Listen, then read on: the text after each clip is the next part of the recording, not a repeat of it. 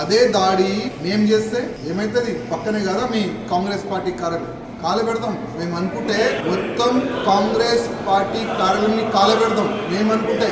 యాద్ పెట్టుకోండి, మేము అన్ని ఇడిసి రాజకీయంలో వచ్చినాం, గుండాయిజం చేసినాం, అన్ని చేసినాం. కానీ ఇప్పుడు ఒక రాజకీయంలో పబ్లిక్ సేవ గురించి వచ్చినాం. కానీ మేము బ్యాక్ వెళ్ళాలి. ఆ విధంగా మాకు ఆ సమయం తీసుకొని రాకండి. ఇమీడియట్ గా ఎంతమంది మా పార్టీ కార్యకర్తల పైన దాడి చేసినారు, మా కార్యాలయం పైన దాడి చేసినారు, అందరికి అరెస్ట్ చేయాలని నేను డీజీపీ గారికి, కమిషనర్ గారికి కోరుతున్నా. అదే విధంగా రేవంత్ రెడ్డి గారు ఇమీడియట్ గా క్షమాపణ మీరు ప్రకటన చేయాలి. ఇమీడియట్ గా మీరు సారీ చెప్పాలి. ఎందుకంటే ఒక పార్టీ కార్యాలయం పైన దాడి జరిగింది. నిరసనం చేయాలంటే అది దానికి ఒక పద్ధతి ఉంది, మీకైతే తెలుసు. కానీ మీ కార్యకర్తలకి, మీ గుండెలకి తెలియదు అనుకుంటా. గుండాయిజం చేయొద్దు. గుండాయిజం చేస్తే గుండెలకి ఏ భాషలో మేము చెప్పాలి ఆ భాష కూడా మాకు వస్తుంది. ఆ పరిస్థితి తీసుకొని రాకండి.